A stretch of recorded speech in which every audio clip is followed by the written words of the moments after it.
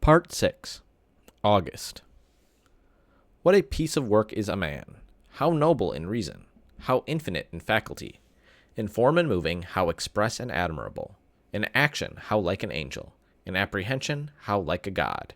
The beauty of the world. Shakespeare, Hamlet. North Pole. The Spud lamp was a big hit at the science fair. Jack and I got an A for it. It was the first A Jack got in any class all year long, so he was psyched. All the science fair projects were set up on tables in the gym. It was the same setup as the Egyptian Museum back in December, except this time there were volcanoes and molecule dioramas on the tables instead of pyramids and pharaohs. And instead of the kids taking our parents around to look at everybody else's artifact, we had to stand by our tables while all the parents wandered around the room and came over to us one by one. Here's the math on that one. 60 kids in the grade equals 60 sets of parents. It doesn't even include grandparents. So that's a minimum of 120 pairs of eyes that find their way over to me. Eyes that aren't as used to me as their kids' eyes are by now. It's like how compass needles always point north, no matter which way you're facing. All those eyes are compasses, and I'm like the North Pole to them. That's why I still don't like school events that include parents. I don't hate them as much as I did at the beginning of the school year, like the Thanksgiving Sharing Festival. That was the worst one, I think. That was the first time that I had to face parents all at once. The Egyptian Museum came after that, but that one was okay because I got to dress up as a mummy and nobody noticed me. Then came the winter concert, which I totally hated because I had to sing in the chorus.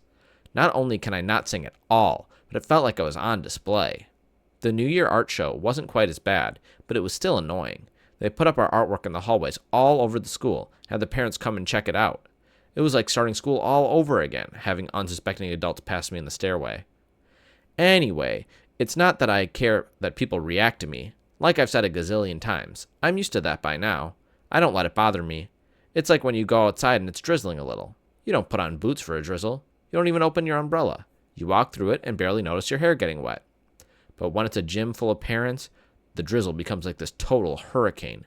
Everyone's eyes hit you like a wall of water. Mom and Dad hang around my table a lot, along with Jack's parents. It's kind of funny how parents actually end up forming the same little groups their kids form. Like my parents and Jack's and Summer's mom all like and get along with each other. And I see Julian's parents hang out with Henry's parents and Miles's parents. And even the two Max's parents hang out together. It's so funny. I told Mom and Dad about it later when we were walking home, and they thought it was a funny observation. I guess it's true that like seeks like, said Mom. The Augie Doll. For a while, the war was all we talked about. February was when it really was at its worst. That's when practically nobody was talking to us, and Julian started leaving notes in our lockers. Those with Jack were stupid, like, "You stink, big cheese," and "Nobody likes you anymore." I got notes like, "Freak," and another that said, "Get out of our school, orc."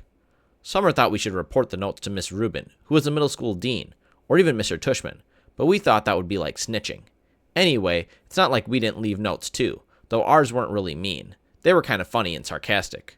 One was, "You're so pretty, Julian. I love you. Will you marry me? Love, Buela." Another was, "Love your hair. XOX, Buela." Another was, "You're a babe. Tickle my feet. XO, Buela." Buela was a made-up person that me and Jack came up with. She had really gross habits, like eating green stuff in between her toes and sucking on her knuckles. And we figured that someone like that would have a real crush on Julian, who looked and acted like someone in a Kids Bop commercial. There were also a couple of times in February when Julian, Miles, and Henry played tricks on Jack. They didn't play tricks on me, I think because they knew if they got caught bullying me, it would mean big-time trouble for them. Jack, they figured, was an easier target. So one time, they stole his gym shorts and played monkey in the middle with them in the locker room. And another time, Miles, who sat next to Jack in homeroom, swiped Jack's worksheet off his desk, crumpled it in a ball, and tossed it to Julian across the room. This wouldn't have happened if Miss Petosa had been there, of course, but there was a substitute teacher that day, and subs never really know what's going on. Jack was good about this stuff.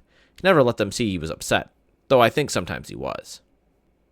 The other kids in the grade knew about the war. Except for Savannah's group, the girls were neutral at first. But by March, they were getting sick of it, and so were some of the boys. Like another time, when Julian was dumping some pencil sharpener shavings into Jack's backpack, Amos, who was usually tight with them, grabbed the backpack out of Julian's hands and returned it to Jack.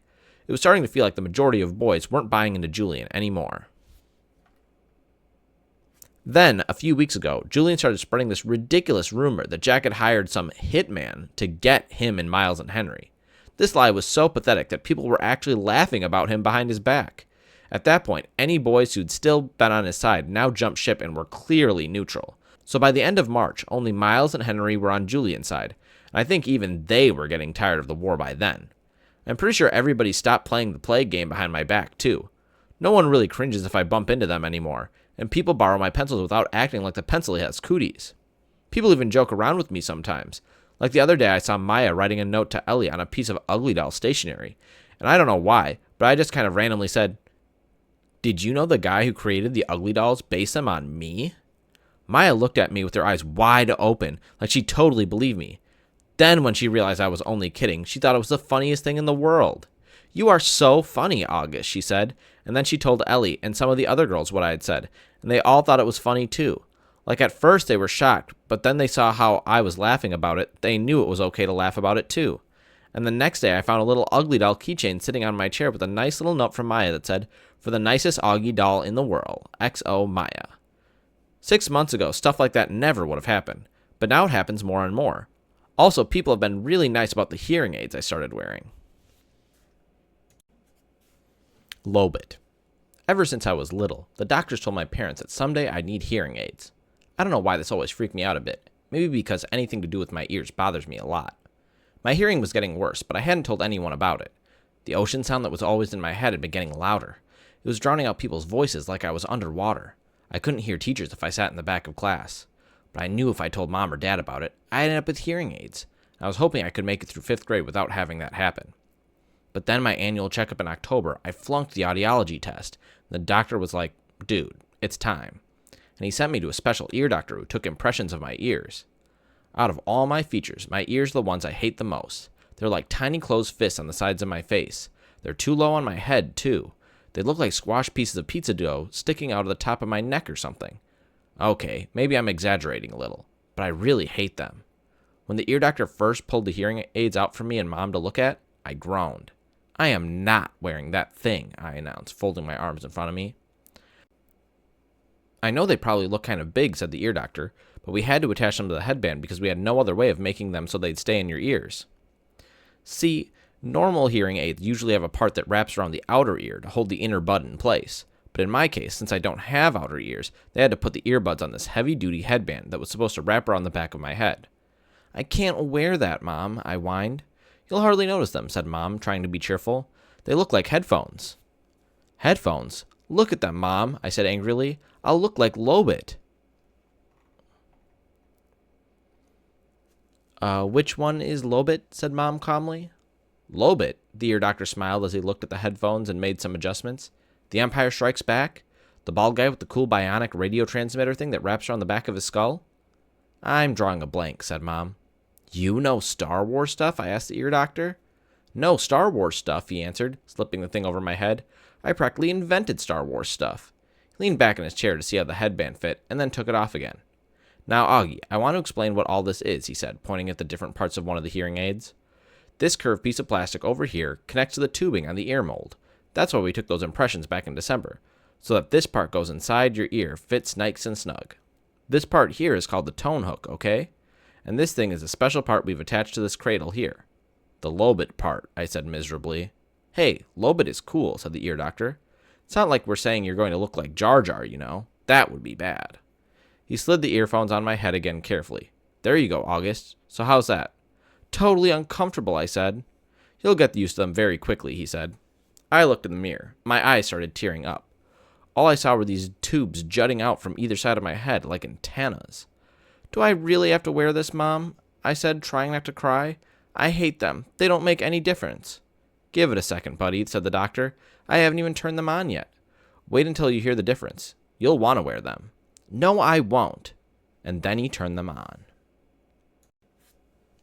Hearing brightly. How can I describe what I heard when the doctor turned on my hearing aids? Or what I didn't hear? It's too hard to think of words. The ocean just wasn't living inside my head anymore. It was gone. I could hear sounds like shiny lights in my brain. It was like when you're in a room where one of the light bulbs in the ceiling isn't working, but you don't realize how dark it is until someone changes the light bulb, and then you're like, "Whoa, it's so bright in here." I don't know if there's a word that means the same as bright in terms of hearing, but I wish I knew one because my ears were hearing brightly now. How does it sound, Doggy? Said the ear doctor. Can you hear me okay, buddy? I looked at him and smiled, but I didn't answer. Sweetie, do you hear anything different? Said Mom. You don't have to shout, Mom. I nodded happily. Are you hearing better? Asked the ear doctor. I don't hear that noise anymore, I answered. It's so quiet in my ears. The white noise is gone, he said, nodding. He looked at me and winked. I told you like what you heard, August. He made more adjustments on the left hearing aid. Does it sound very different, love? Mom asked. Yeah, I nodded. It sounds lighter. That's because you have bionic hearing now, buddy, said the ear doctor, adjusting the right side. Now touch here. He put my hand behind the hearing aid. Do you feel that? That's the volume. You have to find the volume that works for you. We're going to do that next. Well, what do you think? He picked up a small mirror and had me look in the big mirror at how the hearing aids looked in the back. My hair covered most of the headband. The only part that peeked out was the tubing. Are you okay with your new bionic Lobit hearing aids? The ear doctor asked, looking in the mirror at me. Yeah, I said. Thank you. Thank you so much, Dr. James, said Mom. The first day I showed up at the school with the hearing aids, I thought kids would make a big deal about it. But no one did. Summer was glad I could hear better, and Jack said it made me look like an FBI agent or something. But that was it. Mr. Brown asked me about it in English class, but it wasn't like, what the heck is that thing on your head? It was more like, if you ever need me to repeat something, Augie, make sure you tell me, okay? Now that I look back, I don't know why I was so stressed about it all this time. Funny how sometimes you worry a lot about something and it turns out to be nothing. Via's secret. A couple of days after spring break ended, Mom found out that Via hadn't told her about a school play that was happening at her high school the next week, and Mom was mad. Mom doesn't really get mad that much, though Dad would disagree with that. But she was really mad at Via for that. She and Via got into a huge fight. I could hear them yelling at each other in Via's room. My bionic Lobit ears could hear Mom saying, But what is it with you lately, Via? You're moody and taciturn and secretive. What is so wrong with my not telling you about a stupid play? Via practically screamed. I don't even have a speaking part in it. Your boyfriend does. Don't you want us to see him in it? No, actually I don't. Stop screaming. You screamed first. Just leave me alone, okay? You've been really good about leaving me alone my whole life, so why you chose high school to suddenly be interested, I have no idea. Then I don't know what Mom answered because it got all very quiet, and even my bionic Lobit ears couldn't pick up a signal. My cave. By dinner, they seemed to have made up. Dad was working late. Daisy was sleeping. She'd thrown up a lot earlier in the day, and Mom had made an appointment to take her to the vet the next morning. The three of us were sitting down, and no one was talking. Finally, I said, So are we going to see Justin in a play? Via didn't answer, but looked down at her plate. You know, Augie, said Mom quietly, I hadn't realized what play it was, and it really isn't something that would be interesting to kids your age. So I'm not invited, I said, looking at Via. I didn't say that, said Mom. It's just that I don't think it's something you'd enjoy. You'd get totally bored, said Via, like she was accusing me of something. Are you and Dad going? I asked. Dad'll go, said Mom. I'll stay home with you. What? Via yelled at Mom. Oh, great, so you're going to punish me for being honest by not going? You didn't want us to go in the first place, remember? Answered Mom. But now that you know about it, of course I want you to go, said Via. Well, I've got to weigh everyone's feelings here, Via, said Mom. What are you two talking about? I shouted. Nothing, they both snapped at the same time. Just something about Via's school that has nothing to do with you, said Mom. You're lying, I said. Excuse me, said Mom, kind of shocked. Even Via looked surprised. I said you're lying, I shouted. You're lying, I screamed at Via, getting up. You're both liars. You're both lying to my face like I'm an idiot. Sit down, Augie, said Mom, grabbing my arm. I pulled my arm away and pointed at Via. You think I don't know what's going on? I yelled. You just don't want your brand new fancy high school friends to know your brother's a freak. Augie, Mom yelled. That's not true. Stop lying to me, Mom, I shrieked. Stop treating me like a baby. I'm not retarded. I know what's going on.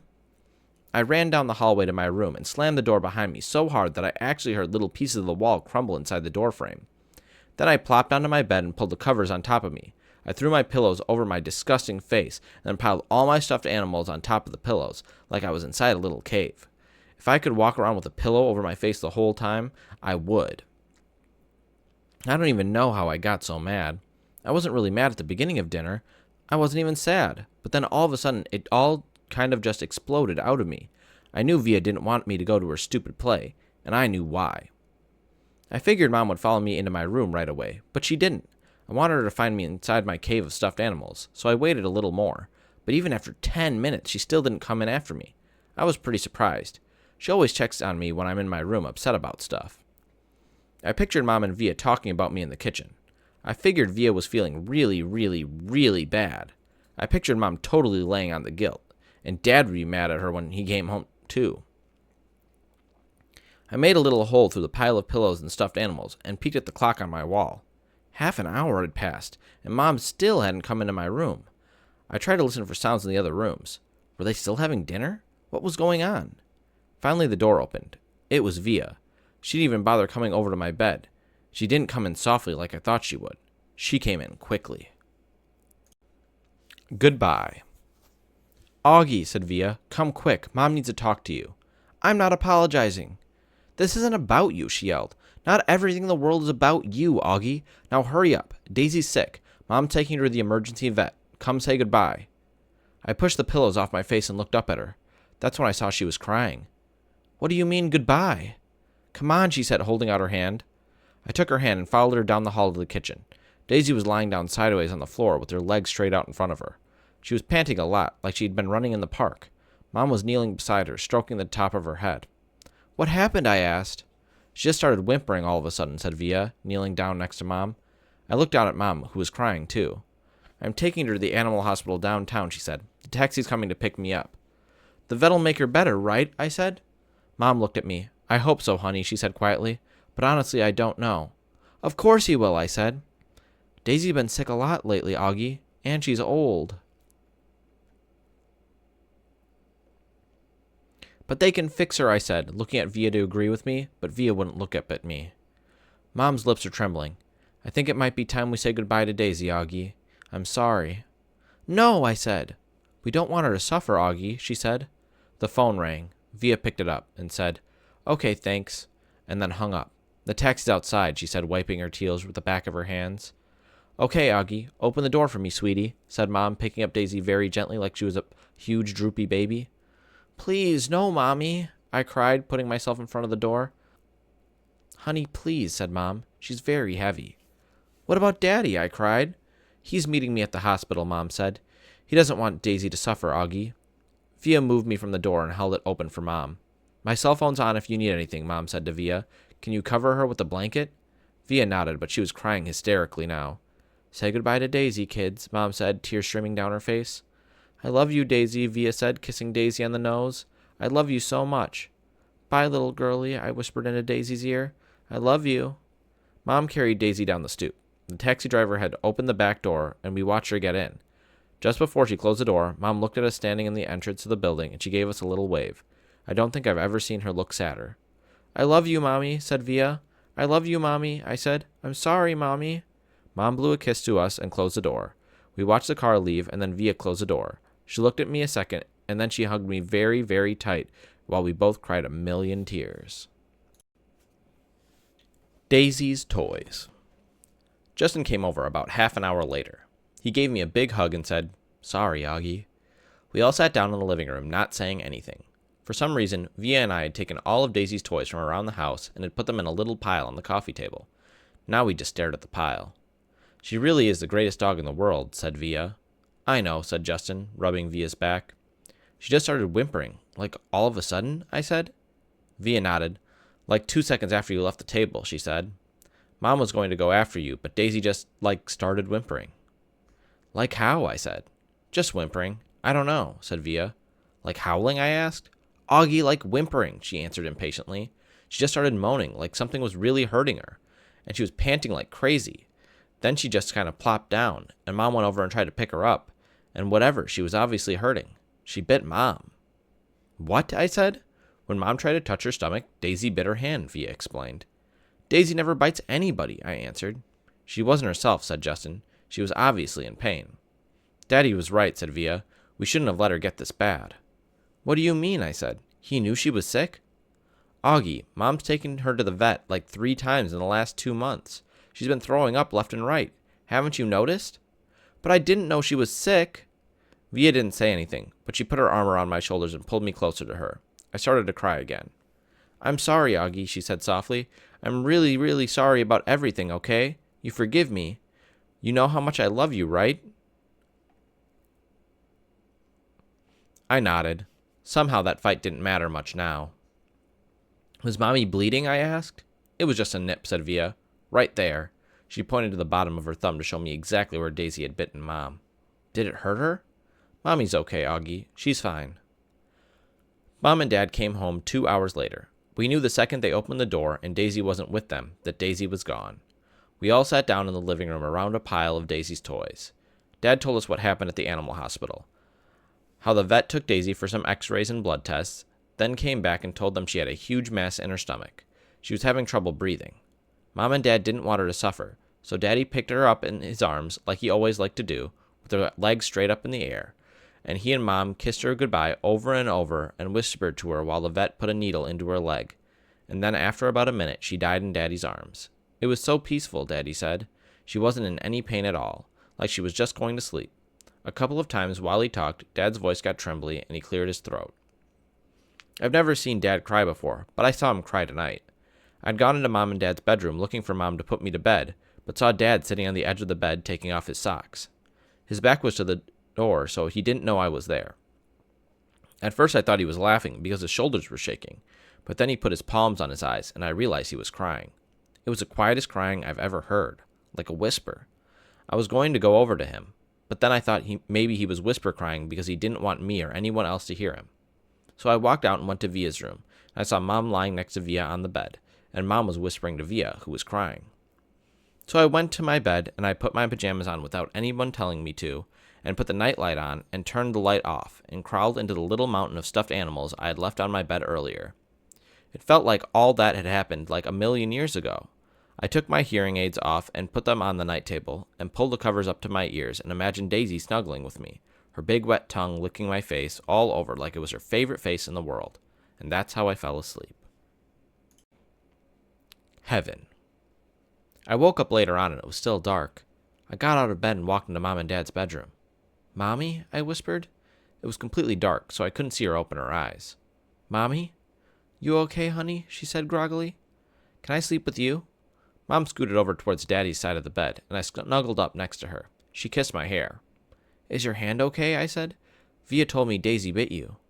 It was only a nip, she whispered in my ear. Mommy, I started crying. I'm sorry about what I said. Shh. There's nothing to be sorry about, she said, so quietly I could barely hear her. She was rubbing the side of her face against my face. Is Via ashamed of me? I said. No, honey, no. You know she's not. She's just adjusting to a new school. It's not so easy. I know. I know you know. I'm sorry I called you a liar. Go to sleep, sweet boy. I love you so much. I love you so much too, Mommy. Good night, honey, she said very softly. Mommy, is Daisy with Grands now? I think so. Are they in heaven? Yes. Do people look the same when they get to heaven? I don't know. I don't think so. Then how do people recognize each other? I don't know, sweetie. She sounded tired. They just feel it. You don't need your eyes to love, right? You just feel it inside you. That's how it is in heaven. It's just love, and no one forgets who they love. She kissed me again. Now go to sleep, honey. It's late, and I'm so tired. But I couldn't go to sleep, even after I knew she had fallen asleep. I could hear Daddy sleeping too, and I imagined I could hear Via sleeping down the hallway in her room. And I wondered if Daisy was sleeping in heaven right then. If she was sleeping, was she dreaming about me? And I wondered how it would feel to be in heaven someday, and not have my face matter anymore. Just like it never ever mattered to Daisy. Understudy. Via brought home 3 tickets to her school play a few days after Daisy died. We never mentioned the fight we had over dinner again. On the night of the play, right before she and Justin were leaving to get to their school early, she gave me a big hug and she told me she loved me and that she was proud to be my sister. This was my first time in Via's new school. It was much bigger than her old school, and 1,000 times bigger than my school. More hallways, more room for people. The only really bad thing about my bionic Lobit hearing aids was the fact that I couldn't wear a baseball cap anymore. In situations like these, baseball caps come in really handy. Sometimes I wish I could still get away with wearing that old astronaut helmet I used to wear when I was little. Believe it or not, people would think that seeing a kid in an astronaut helmet was a lot less weird than seeing my face. Anyway, I kept my head down as I walked right behind Mom through the long, bright hallways. We followed the crowd to the auditorium, where students handed out programs at the front entrance. We found seats in the 5th row, close to the middle. As soon as we sat down, Mom started looking inside her pocketbook. "I can't believe I forgot my glasses," she said. Dad shook his head. "Mom was always forgetting her glasses, or her keys, or something or other. She's flaky that way." "You want to move closer?" said Dad. Mom squinted at the stage. "No, I can see okay." "Speak now or forever hold your peace," said Dad. "I'm fine," answered Mom. "Look, there's Justin," I said to Dad, pointing out Justin's picture in the program. "That's a nice picture of him," he answered, nodding. "How come there's no picture of Via?" I said. "She's an understudy," said Mom. "But look, here's her name." "Why do they call her an understudy?" I asked. "Wow, look at Miranda's picture," said Mom to Dad. "I don't think I would have recognized her." "Why do they call it understudy?" I repeated. "It's what they call someone who replaces an actor if he can't perform for some reason," answered Mom. "Did you hear Martin's getting remarried?" Dad said to Mom. "Are you kidding me?" Mom answered, like she was surprised. "Who's Martin?" I asked. "Miranda's father," Mom answered, and then to Dad. "Who told you?" "I ran into Miranda's mother in the subway. She's not happy about it. He has a new baby on the way and everything." "Wow," said Mom, shaking her head. "What are you guys talking about?" I said. "Nothing," answered Dad. "But why do they call it understudy?" I said. "I don't know, Augie Doggy," Dad answered. "Maybe because the actors kind of study under the main actors or something? I really don't know." I was going to say something else, but then the lights went down. The audience got very quiet very quickly. "Daddy, can you please not call me Augie Doggy anymore?" I whispered in Dad's ear. Dad smiled and nodded and gave me a thumbs up. The play started. The curtain opened. The stage was completely empty except for Justin, who was sitting on an old rickety chair tuning his fiddle. He was wearing an old-fashioned type of suit and a straw hat. "This play is called Our Town," he said to the audience. "It was written by Thornton Wilder, produced and directed by Philip Davenport. The name of the town is Grover's Corners, New Hampshire, just across the Massachusetts line. Latitude, 42 degrees, 40 minutes. Longitude, 70 degrees, 37 minutes. The first act shows a day in our town. The day is May 7th, 1901. The time is just before dawn." I knew right then and there that I was going to like the play. It wasn't like the other school plays I've been to, like The Wizard of Oz or Cloudy with a Chance of Meatballs. No, this was grown-up seeming, and I felt smart sitting there watching it. A little later in the play, a character named Mrs. Webb calls out for her daughter Emily. I knew from the program that that was the part Miranda was playing, so I leaned forward to get a better look at her. "That's Miranda," Mom whispered to me, squinting at the stage when Emily walked out. "She looks so different." "It's not Miranda," I whispered. "It's Via." "Oh my God," said Mom, lurching forward in her seat. "Shh," said Dad. "It's Via," Mom whispered to him. "I know," whispered Dad, smiling. "Shh." The ending. The play was so amazing, I don't want to give away the ending, but it's a kind of ending that makes people in the audience teary. Mom totally lost it when Via as Emily said, "Goodbye. Goodbye, world. Goodbye, Grover's Corners, Mama and Papa. Goodbye to clocks ticking and Mama's sunflowers, and food and coffee, and new iron dresses and hot baths, and sleeping and waking up. Oh, Earth, you're too wonderful for anybody to realize you." Via was actually crying while she was saying this, like real tears. I could see them rolling down her cheeks. It was totally awesome. After the curtain closed, everyone in the audience started clapping. Then the actors came out one by one. Via and Justin were the last ones out, and when they appeared, the whole audience rose to their feet. "Bravo," I heard Dad yelling through his hands. "Why is everyone getting up?" I said. "It's a standing ovation," said Mom, getting up. So I got up and clapped and clapped. I clapped until my hands hurt. For a second, I imagined how cool it would be to be Via and Justin right then, having all these people standing up and cheering for them. I think there should be a rule that everyone in the world should get a standing ovation at least once in their lives. Finally, after I don't know how many minutes, the line of actors on stage stepped back and the curtain closed in front of them. The clapping stopped and the lights went up, and the audience started getting up to leave.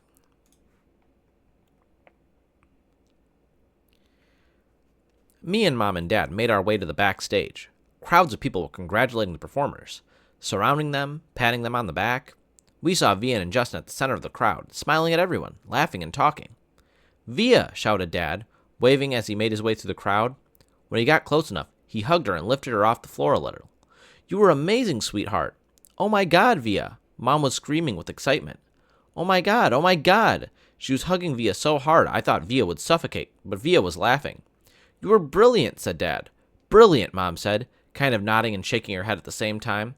And you, Justin, said Dad, shaking Justin's hand and giving him a hug at the same time. You were fantastic. Fantastic, Mom repeated. She was, honestly, so emotional she could barely talk. What a shock to see you up there, Via, said Dad. Mom didn't even recognize you at first, I said. I didn't recognize you, said Mom, her hand over her mouth. Miranda got sick right before the show started, said Via, all out of breath. There wasn't even time to make an announcement. I have to say, she looked kind of strange, because she was wearing all this makeup, and I'd never seen her like this before. You just stepped in there right at the last minute, said Dad. Wow. She was amazing, wasn't she, said Justin, his arm around Via. There wasn't a dry eye in the house, said Dad. Is Miranda okay, I said, but no one heard me. At that moment, a man who I think was their teacher came over to Justin and Via, clapping his hands. Bravo, bravo. Olivia and Justin. He kissed Via on both cheeks. I flubbed a couple of lines, said Via, shaking her head. But you got through it, said the man, smiling ear to ear. Mr. Davenport, these are my parents, said Via. You must be so proud of your girl, he said, shaking their hands with both of his hands. We are. And this is my little brother August, said Via. He looked at me like he was about to say something, but suddenly froze when he looked at me. Mr. D, said Justin, pulling him by the arm, come meet my mom. Via was about to say something to me, but then someone else came over and started talking to her, and before I knew it, I was kind of alone in the crowd. I mean, I knew where Mom and Dad were, but there were so many people all around us, and people kept bumping into me, spinning me around a bit, giving me that 1-2 look, which made me feel kind of bad. I don't know if it was because I was feeling hot or something, but I started getting dizzy.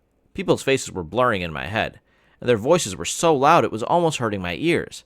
I tried to turn the volume down on my lobed ears, but I got confused and turned them up louder at first, which kind of shocked me. And then I looked up and I didn't see Mom or Dad or Via anywhere. Via? I yelled out. I started pushing through the crowd to find Mom. Mommy! I really couldn't see anything but people's stomach and ties all around me. Mommy! Suddenly, someone picked me up from behind. Look who's here, said a familiar voice, hugging me tight. I thought it was Via at first, but when I turned around, I was completely surprised. Hey, Major Tom, she said. Miranda, I answered, and I gave her the tightest hug I could give.